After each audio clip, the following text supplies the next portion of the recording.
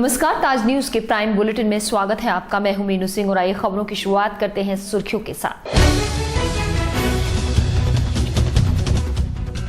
उत्तर प्रदेश के बदतर हालात पर जमकर बरसे छोटे चौधरी। सपा बसपा को ठहराया जिम्मेदार, रालोद को मौका देने की अपील की।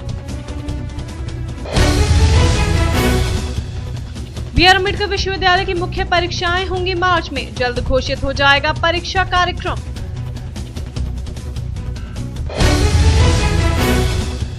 सपा सरकार के खिलाफ आया सफाई मजदूर संघ, रणनीति बनाकर घेरेंगे लखनऊ में सरकार को। और निगम की जमीन पर हो रहे हैं अवैध कब्जे, सच्चाई जानने के लिए निगम ने कसी कमर।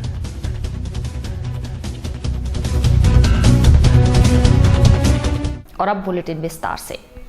संकीर्ण विचारों और खोखले वादों से नहीं हो सकता प्रदेश और देश का भला, ये कहना है राष्ट्रीय लोकदल के पदाधिकारियों का, जो कोठी मीना बाजार मैदान पर आयोजित जनसभा को संबोधित कर रहे थे। इस आयोजन में पार्टी अध्यक्ष और केंद्रीय उड्डयन मंत्री चौधरी अजीत सिंह ने यूपी की बदतर हालात के लिए अब तक की सरकारों पर जमकर हमला बोला। उन्होंने सपा व सपा और भाजपा को एक थैली के चट्टे बट्टे बताते हुए रालोद को विकल्प के तौर पर आजमाने की अपील की।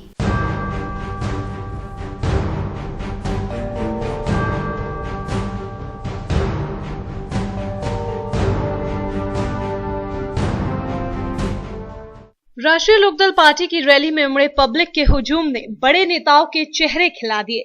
रालोद की इस रैली का मुख्य आकर्षण मथुरा के सांसद चौधरी जयंत सिंह रहे, जिनको सुनने के लिए पूरे देश के कार्यकर्ता कोठी मीना बाजार के ग्राउंड पर जमा थे। चौधरी जयंत ने माइक संभालते ही जनता की नब्ज टटोलने का काम किया। उन्होंने यहाँ मूलभूत सुविधाओं से शुरू करते हुए आम आदमी से लेकर किसानों तक की समस्याओं को उठाया और सरकार की नाकामी को आईना दिखाया। चारों तरफ देखा धुंध ही धुंध, लेकिन जिस तरह से सूर्य की किरणें अंधकार को दूर कर देती, जैसे जैसे आगरा करीब आया, इस मैदान के ऊपर वो हेलीकॉप्टर आया और यूं मानो एक समुद्र था। आप लोग जिनके चेहरों पर मैं आशा देखता हूं, मेहनत और उम्मीद की चमक देखता हूं, इतनी बड़ी संख्या में यहां आए हो, ये किसी चीज का प्रमाण। पूर्व प्रधानमंत्री के पौत्र के भाषण ने मौजूद कार्यकर्ताओं में खूब जोश का संचार किया, जिन्होंने सभा में जमकर नारे लगाए।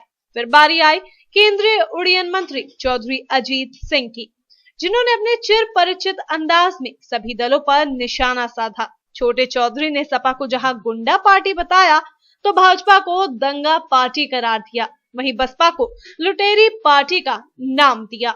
उन्होंने कहा कि सपा की जगह बसपा और फिर बसपा की जगह सपा, ऐसा कब तक चलता रहेगा? यूपी में अब इनसे बेहतर विकल्प की जरूरत है। पिछले असेंबली चुनाव से पहले जो आज मुलायम की गुंडागर्दी के हम लोग सह रहे, इसी गुंडागर्दी के कारण जनता ने उसको हरा के बसपा का शासन लाए थे। याद है कि नहीं है? गुंडागर्दी ही कारण था ना, जो आज से 10 साल पहले मुलायम, आज से 5 साल पहले मुलायम को हरा के बसपा को लाए थे।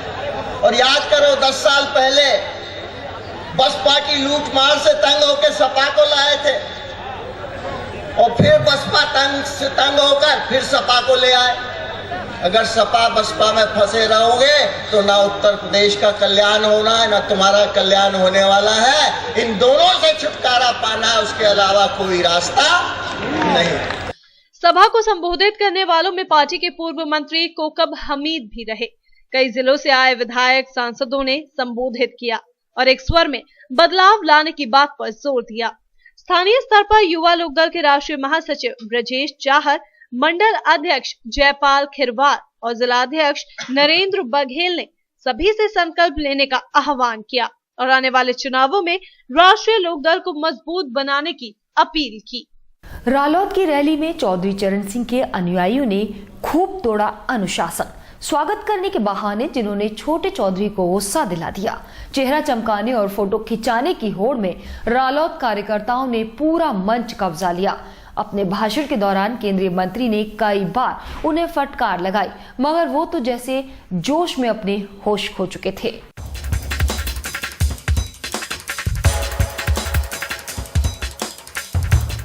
राष्ट्रीय लोकदल की रैली के लिए पिछले कई दिनों से दिन रात एक कर रहे नेताओं ने सभा स्थल को खचाखच भरा देखकर राहत की सांस जरूर ली, मगर उनकी ये तसल्ली ज्यादा देर तक कायम नहीं रही, क्योंकि दूर दराज क्षेत्रों से आए पार्टी के कार्यकर्ता अपने नेता से मिलने और माला पहनाने की होड़ में मंच का मुंह नहीं छोड़ सके।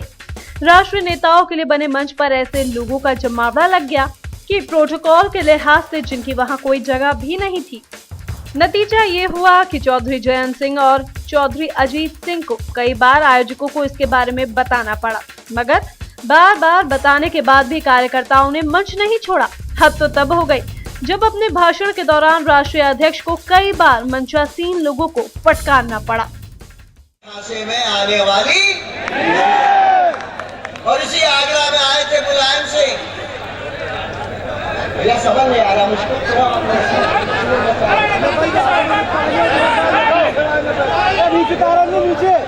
इसी आगरा में मुलायम सिंह आए थे। उन्हें एक जाति विशेष का नाम लेकर मुजफ्फरनगर के दंगों का राजनीतिक फायदा उठाने की कोशिश की थी। गौरतलब है कि संकल्प रैली को सफल बनाने के लिए स्थानीय नेताओं से लेकर आला कमान तक की कई दिनों से मेहनत चल रही थी, मगर कार्यकर्ताओं के जोश ने सारा मजाक किरकिरा कर दिया। उनके अनुशासनहीनता से खिन छोटे चौधरी ने अपनी बात जल्द ही खत्म कर दी, जबकि उनकी पुत्र वधू और सांसद जयंत की पत्नी चारू चौधरी का बोलने का नंबर भी नहीं आया। आखिरकार सत्र शुरू होने के 7 माह बाद विश्वविद्यालय प्रशासन को मुख्य परीक्षाओं की सुध आ ही गई। डॉक्टर अंबेडकर विश्वविद्यालय की मुख्य परीक्षाएं मार्च के प्रथम सप्ताह से प्रारंभ हो जाएंगी।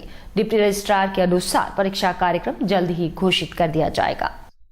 डॉक्टर भीमराव अंबेडकर विश्वविद्यालय प्रशासन आज तक सत्र 2012 से 2013 का रिजल्ट ठीक से नहीं निकाल पाया है।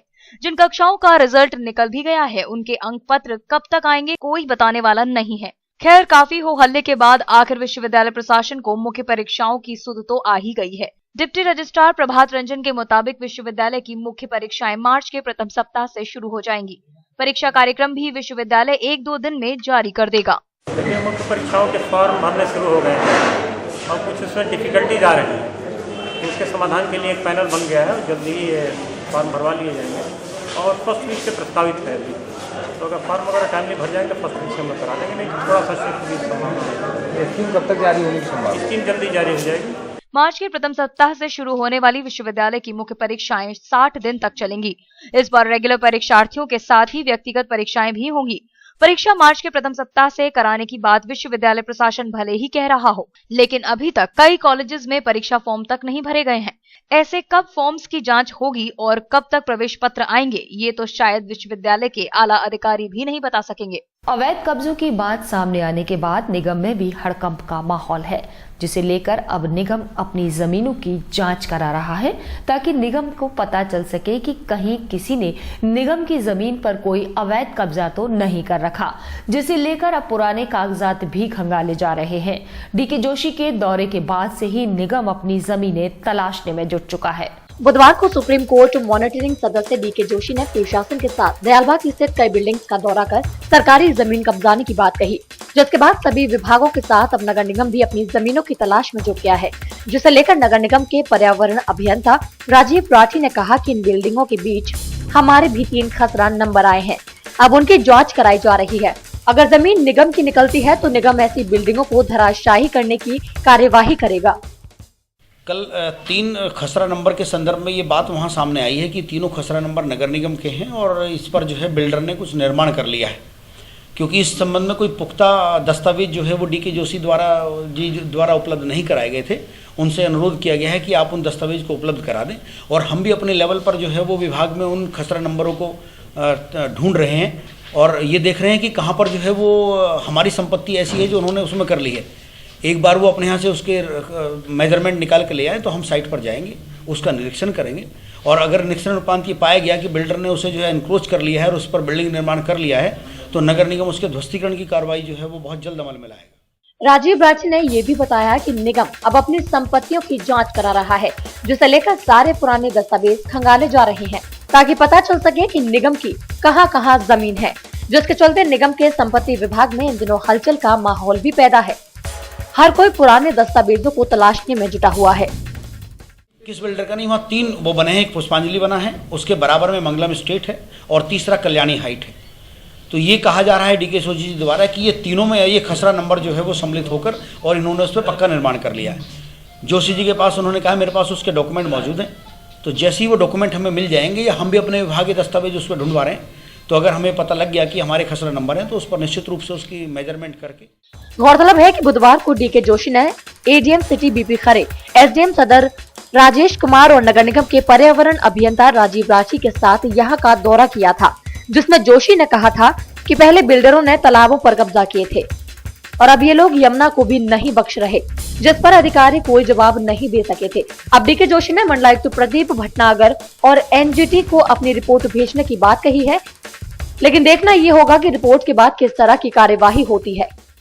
उत्तर प्रदेश सफाई मजदूर संघ प्रदेश सरकार के झूठे वादे के खिलाफ लामबंद होने की योजना बना रहा है, जिसे लेकर नगर निगम में सफाई मजदूर संघ ने एक प्रेस वार्ता का आयोजन किया, जिसमें आगामी दिनों में बनाई जाने वाली रणनीतियों की पत्रकारों से चर्चा की। उन्होंने ये भी बताया कि संघ की प्रदेश कार्यकारिणी ने लखनऊ में फैसला लिया है कि जल्द ही सपा सरकार के खिलाफ प्रदेश के सफाई कर्मचारी लामबंद होकर काम बंद हड़ताल करेंगे और आगामी 4 फरवरी को निगम में ही धरना प्रदर्शन कर इसकी शुरुआत होगी। प्रदेश सरकार पर वादा खिलाफी का आरोप लगाते हुए संघ के नगर अध्यक्ष गौरव वाल्मीकि ने कहा कि प्रदेश सरकार ने 26 नवंबर को हुई रैली में संविदा पर काम कर रहे कर्मचारियों को स्थायी करने और 40,000 नए कर्मचारियों की भर्ती की बात कही थी, जो अब अपने वादे से मुकर रहे हैं, जिसको लेकर संघ आगामी दिनों में काम बंद कर हड़ताल करने की योजना बना रहा है, जिसकी शुरुआत आगामी 4 फरवरी को नगर निगम में एक धरना प्रदर्शन कर की जाएगी, जिसके बाद 9 फरवरी को एटा में एक विशाल अधिवेशन होने जा रहा है, जहां आगे की रणनीति तैयार की जाएगी। आने वाली 4 फरवरी को उत्तर प्रदेश सफाई मजदूर संघ आगरा नगर निगम में धरना प्रदर्शन कर अपनी जायज मांगों को मनाने का प्रयास करेगा। साथ ही 26 नवंबर को जो रैली समाजवादी पार्टी ने की थी, जिसमें नगर विकास मंत्री और माननीय मुख्यमंत्री जी ने सफाई कर्मचारियों की भर्ती की घोषणाएं की थी, जिसका अब तक कोई भी शासन आदेश जारी नहीं किया गया है।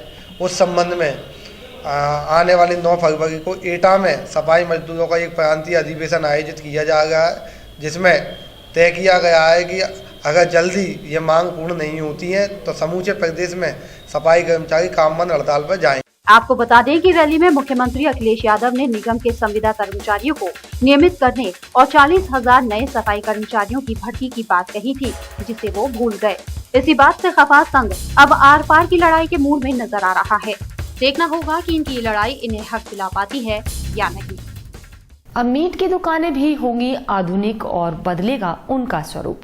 केंद्र सरकार की नई योजना के तहत अब मीट विक्रेता केंद्र सरकार की योजना का लाभ उठा अपनी दुकान को आधुनिक बना सकते हैं और उसके लिए पैसा भी निगम सब्सिडी पर देगा। इतना ही नहीं, नई दुकान खोलने वाले लोग और गैर सरकारी संस्थाएं भी इस योजना का लाभ उठा सकती हैं।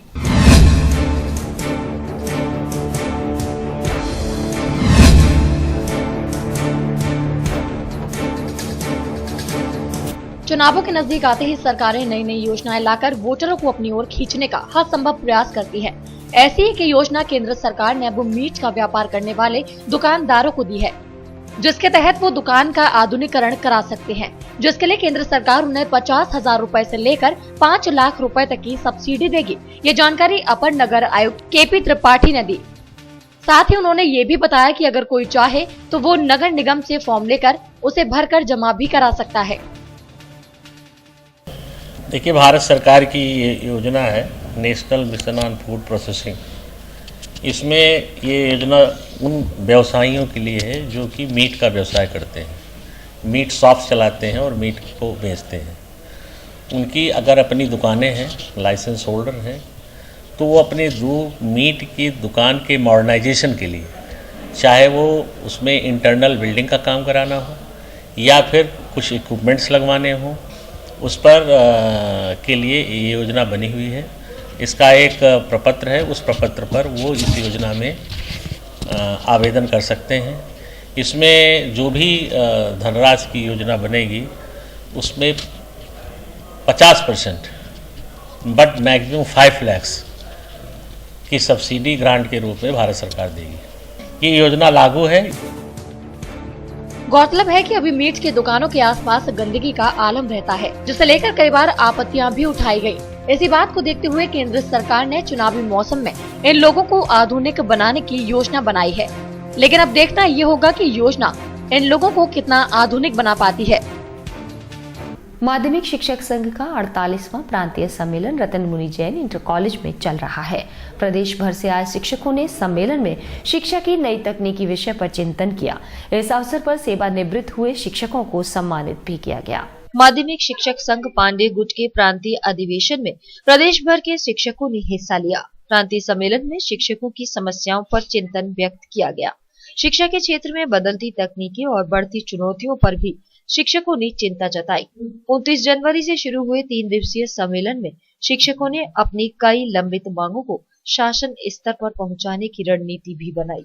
आज हमारे यहाँ पर प्रांतीय सम्मेलन का द्वितीय दिन है और इस द्वितीय दिन में हमारे यहाँ पर सबसे पहले जो हमारे प्रांत की स्मारिका है, जिसका नाम शिक्षक संदेश है, उसका अनावरण होना है और उसका जब विमोचन हो जाएगा तो उसके बाद हमारे यहाँ से जो सेवानिवृत्त शिक्षक हैं उनका सम्मान समारोह होगा। हमारा माध्यमिक शिक्षक संघ पांडे गुट का 48वां सम्मेलन है, प्रदेश स्तरीय सम्मेलन है। इसमें पूरे प्रदेश से जो प्रतिनिधि हैं वो हमारे यहाँ आए हुए हैं और हम लोग यहाँ जो वर्तमान में शिक्षा की जो गिरता हुआ स्तर है माध्यमिक शिक्षा का, उस पर यहाँ विचार विमर्श कर रहे हैं। हमारे आज 48वां प्रदेशी का सम्मेलन हो रहा है, जिसमें शिक्षा के स्तर पर जो नया पुराना जो व्यवस्था है उसके बारे में चर्चा चल रही है और कुछ अपने स्टाफ है उसका मतलब सम्मान समारोह। रतन मुनि जैन इंटर कॉलेज में चल रहे सम्मेलन में सेवानिवृत्त हुए शिक्षकों को सम्मानित किया गया। सम्मेलन के संयोजक भोजराज शर्मा के मुताबिक पांडे गुट का ये सम्मेलन हर वर्ष आयोजित किया जाता है, जिसमें शिक्षकों की पेंशन, वेतन और फंड संबंधित समस्याओं पर चिंतन कर उनके समाधान की रणनीति तैयार की जाती है। और इसी के साथ बुलेटिन में फिलहाल रुक रहे हैं एक छोटा सा ब्रेक लेने के लिए।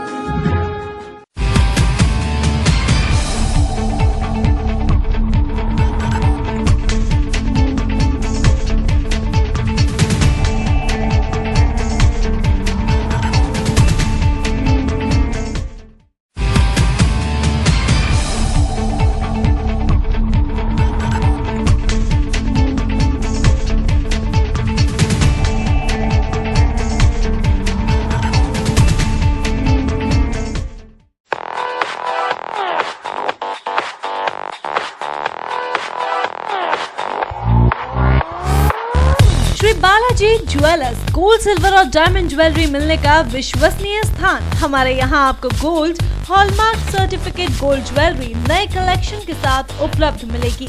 संपर्क करें Shri Balaji jewellers, fortune tower near Kargil petrol pump, Agra. Phone number 9719333563 और 9759333992। श्री बालाजी ज्वेलरी, दुल्हन की jewellery, AD jewellery, artificial bangles, chain व सभी प्रकार के सेट्स यहाँ पर उपलब्ध है, तो तुरंत संपर्क करें 21 सुपर बाजार, कारगिल पेट्रोल पंप के पीछे, आगरा। फोन नंबर 9358464218 और 8865911110।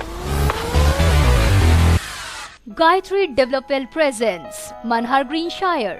Specifications: lush green park, green environment, spacious house with car park inside, wide road inside the campus, 24-hour water supply, according Vastu. Contact at 5th floor Raman Tower, Sanjay Place, Agra. Contact number 9219696623. Dot number 0562400437.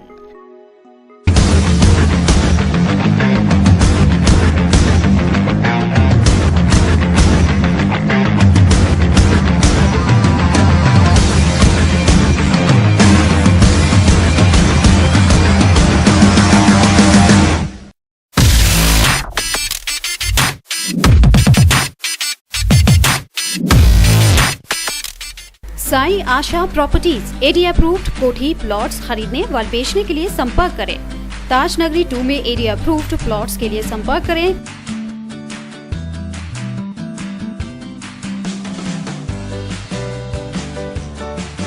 Pawan Goyal, Sai Asha properties, shop number 56, Sofuda road, ADA height, crossing Taj Nagari 2, Agra. Mobile number 9719000022।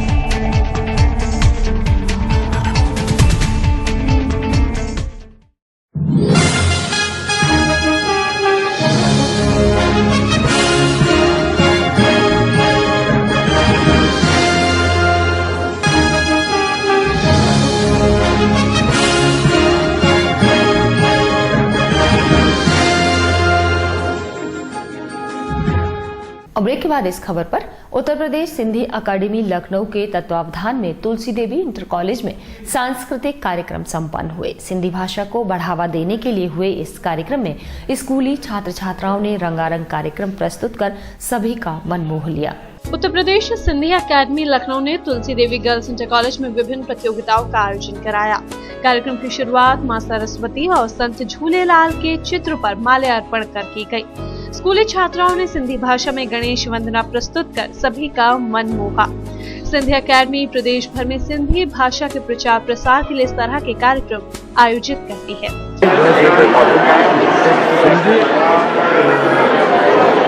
समाज द्वारा स्थापित भाषाई सांस्कृतिक संस्था है। इसमें सिंधी विषय के सिंधी भाषाई रत्न छपा है।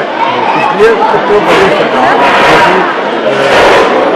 उत्तर प्रदेश सिंधी अकादमी द्वारा यहाँ पर सिंधी बच्चों को सिंधी भाषा के प्रसार जो सिंधी विषय में पढ़ते हैं उनको प्रधानमंत्री प्रदान करने के लिए आज ये कार्यक्रम किया गया है। कल प्रतियोगिता हो चुकी है, लेकिन सांस्कृतिक कार्यक्रम को आज इतना जरूरी है। जैसे आज बच्चे देश का भविष्य है और बच्चों को अगर हम लोग प्रोत्साहन नहीं करेंगे और बच्चों को आगे नहीं बढ़ाएंगे तो बच्चा आगे नहीं बढ़ेगा। बच्चों को डेवलप करना हम सबकी कर्तव्य बनता है और इसी कड़ी में उत्तर प्रदेश सिंधी अकादमी द्वारा ये कार्यक्रम किया गया है। पूर्व वर्षों की बात ही और आज छात्र प्रोत्साहन भर्ती के साथ साथ अन्य भी कार्यक्रम। इस मौके पर लखनऊ से आए विशिष्ट अतिथि महेश पंचवानी ने कहा कि इस तरह के कार्यक्रम से आज की युवा पीढ़ी को सिंधी भाषा से परिचय मिलता है। सिंधी भाषा में हुए विभिन्न कार्यक्रमों ने दर्शकों की जमकर तालियां बटोरी। इस मौके पर बेहतरीन प्रदर्शन करने वाले स्टूडेंट्स को सम्मानित भी किया गया। आगरा कॉलेज के वार्षिकोत्सव के समापन पर खेल प्रतियोगिताओं का आयोजन किया गया। कॉलेज के स्टूडेंट्स के साथ शिक्षकों ने भी हाथ आजमाकर खेल भावना को प्रदर्शित किया। बेहतरीन प्रदर्शन करने वाले खिलाड़ियों को इस मौके पर सम्मानित भी किया गया। आगरा कॉलेज में पिछले 15 दिनों से वार्षिकोत्सव का आयोजन चल रहा है, जिसमें विभिन्न प्रतियोगिताओं का आयोजन किया गया था। वार्षिकोत्सव के आखिरी दिन कॉलेज के प्लेग्राउंड में विभिन्न खेल प्रतियोगिताओं का भी आयोजन किया गया। रस्साकशी प्रतियोगिता में स्टूडेंट्स के साथ कॉलेज के शिक्षकों ने भी हाथ आजमाए। इस मौके पर कॉलेज प्राचार्य सहित सभी शिक्षक शिक्षिकाएं मौजूद रहीं। स्पोर्ट्स हमारे यहाँ हो रहे हैं। इस एनुअल स्पोर्ट्स में पिछले 15 दिन से लगातार हम लोग विभिन्न प्रतियोगिताएं करा रहे थे और इस बार विभिन्न डिपार्टमेंटों को हमने फैकल्टी वाइज डिवाइड करके प्रतियोगिताएं कराई थी। यहाँ समापन है। जो बच्चे विजेता आए हैं सबको आज मेडल दिया जाएगा। साथ में कुछ टीचर्स की प्रतियोगिताएं कराई जा रही है और सभी बच्चे इसका बहुत प्राउड फील हो रहा है कि मैंने फर्स्ट टाइम पार्टिसिपेट किया। बहुत एंजॉय किया, बहुत अच्छा लगा कि मैंने पार्टिसिपेट किया अपने कॉलेज से। विभिन्न प्रतियोगिताओं में बेहतरीन प्रदर्शन करने वाले प्रतिभागियों को इस अवसर पर सम्मानित किया गया। कॉलेज प्राचार्य के मुताबिक आज के बदलते दौर में शिक्षा के साथ खेल प्रतियोगिताएं बेहद अहम हैं। जहां शिक्षा से स्टूडेंट्स का शैक्षिक विकास होता है, तो वहीं खेल से विद्यार्थियों का शारीरिक और मानसिक विकास होता है। खेल प्रतियोगिता में हिस्सा लेने वाले स्टूडेंट्स बेहद खुश नजर आए। साथ ही अधिवक्ता पर हत्या के आरोप का दीवानी के अधिवक्ता लगातार हड़ताल कर विरोध जता रहे हैं। गुरुवार को भी सभी अधिवक्ताओं ने न्यायिक कार्य का बहिष्कार किया। साथ ही अधिवक्ताओं ने 3 फरवरी तक कार्य बहिष्कार का ऐलान भी कर दिया है। दीवानी में लगातार हड़ताल पर हड़ताल का दौर चल रहा है। साथ ही अधिवक्ता प्रदीप यादव को हत्या के मामले में नामजद किए जाने को लेकर अधिवक्ताओं में रोष व्याप्त है। अधिवक्ताओं ने अपने साथी के साथ साथ मुकदमे में शामिल अन्य निर्दोष परिजनों के नाम निकालने की मांग भी की है। वहीं गुरुवार को दीवानी के सभी अधिवक्ता हड़ताल पर रहे।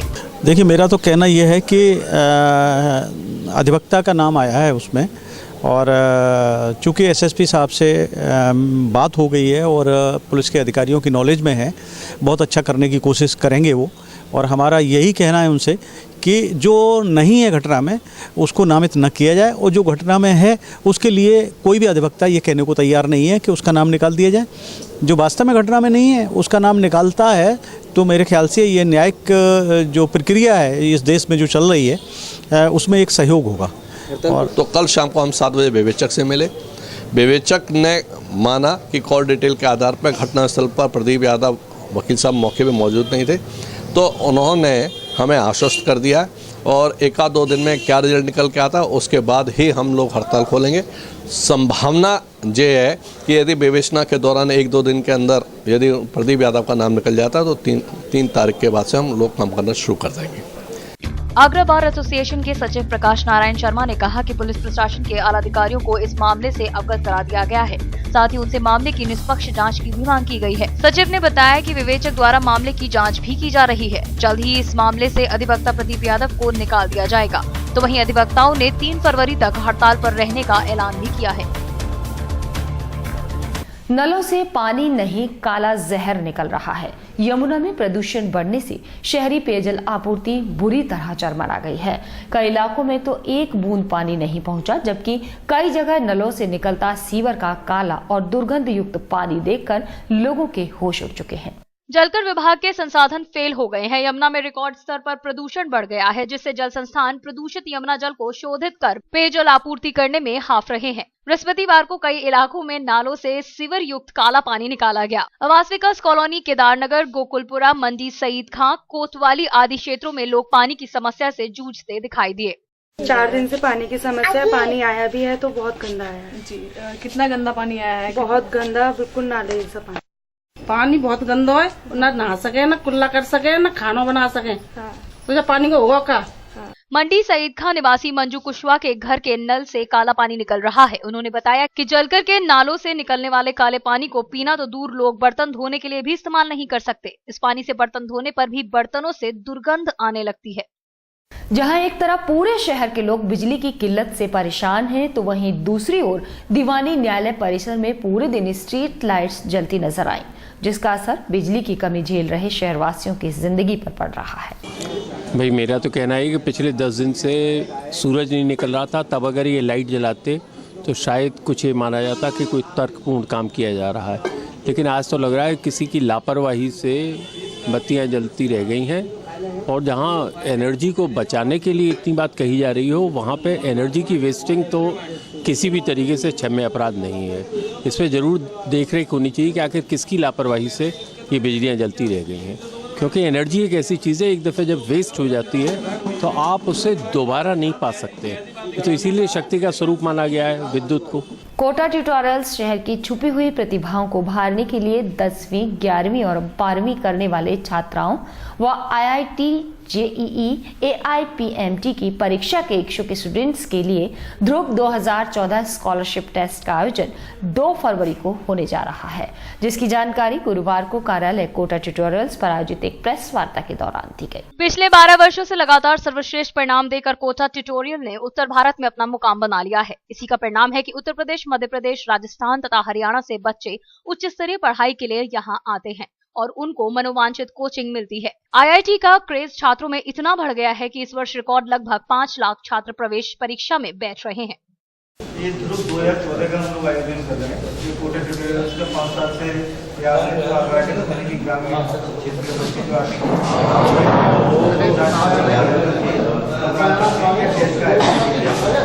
टेस्ट के माध्यम से जितने भी बच्चे होते हैं टेस्ट में बैठते हैं और जो योग्य बच्चे होते हैं उनको हम स्कॉलरशिप प्रदान करते हैं। कोटा ट्यूटोरियल्स के निर्देशक हर्ष भास्कर ने छात्रों को स्टडी का तरीका बताते हुए छात्रों को पढ़ाई किस प्रकार करनी चाहिए इसके लिए टिप्स भी दिए और बताया कि उन्हें किन किन बातों को ध्यान में रखना चाहिए। व साथ ही उन्होंने कहा कि आगरा से अब रैंक्स निकल रही हैं। जिस प्रकार IIT की 13वीं रैंक कोटा ट्यूटोरियल से निकली है तो वो दिन दूर नहीं जब आगरा से टॉप रैंक भी निकलेंगी।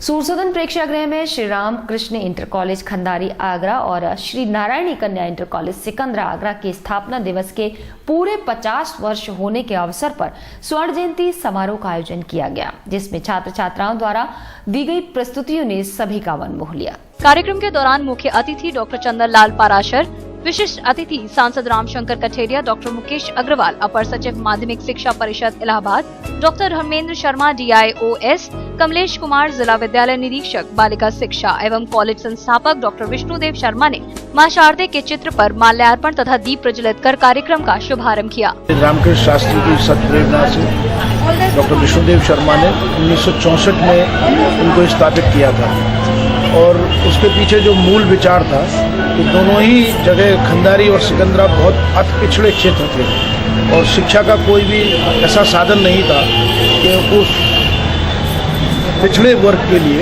वहाँ पर शिक्षा का एक इंतजाम करना ये सामाजिक दायित्व और नैतिक दायित्व समझते हुए इन विद्यालयों की स्थापना की गई थी। और जब इन विद्यालयों की स्थापना की गई थी मूल सोच यही पीछे रखी गई थी कि कम खर्च पर किसी भी तरीके से गरीब बालक बालिकाओं को शिक्षा प्राप्त हो सके और आज तक दोनों विद्यालय इसी उद्देश्य के साथ कार्य कर रहे हैं कि कम से कम खर्च में कैसे अच्छी शिक्षा प्रदान की जा सकती है, उसी के लिए प्रयासरत हैं और कार्यरत हैं। विद्यालय के संरक्षक ने स्थापना दिवस के बारे में कार्यक्रम की जानकारी देते हुए कहा कि सांस्कृतिक कार्यक्रमों का शुभारंभ भगवान गणेश की स्तुति पर आधारित गणेशावतार नामक शीर्षक की नृत्य नाटिका से किया जा रहा है, जिसके अंतर्गत नाटिका में भगवान गणेश के 10 रूपों को दिखाया जा रहा है। वह साथ ही समाज में फैली नारियों के प्रति असम्मान की भावना, ये एक खिलौना भर है जिसका मन किया उसने खेला और फिर किसी और को सौंप दिया, ऐसे सत्यों पर कटाक्ष करता एक नाटक भी प्रस्तुत किए जाने की बात कही। फरवरी में कारोबारियों को बैंक कर्मियों की हड़ताल से जूझना होगा। केंद्र सरकार और इंडियन बैंक एसोसिएशन द्वारा मांगे ठुकराए जाने के बाद बैंक कर्मियों ने हड़ताल पर जाने का निर्णय ले लिया है। इससे व्यापारियों को 3 दिन तक इस संकट का सामना करना पड़ सकता है। बैंक कर्मियों द्वारा वर्ष 2012 में हुए वेतन समझौते को लागू किए जाने की मांग के साथ बैंकिंग क्षेत्र में सुधार के नाम पर विदेशी निवेश को बढ़ावा दिए जाने का विरोध किया जा रहा है। बैंक कर्मचारियों के सभी संगठन United forum of bank union के बैनर तले मांगे पूरी कराने के लिए संघर्षरत है। मंगलवार को इंडियन बैंक एसोसिएशन ने बैंक कर्मियों के वेतन में 9.5% की जगह 10% वृद्धि करने का प्रस्ताव रखा है, जिसे UFBU ने नकार दिया और 10 व 11 फरवरी को हड़ताल पर जाने का निर्णय लिया। 8 फरवरी को द्वितीय शनिवार होने से बैंक में आधे दिन ही काम होगा, तो वहीं 9 फरवरी को रविवार है। इससे व्यापारियों को 3 दिन तक बैंक की बंदी से जूझना पड़ेगा। और इसी के साथ बुलेटिन में फिलहाल इतना ही। अगले बुलेटिन में आपसे फिर मुलाकात होगी। जुड़े रहिए ताज न्यूज से। नमस्कार।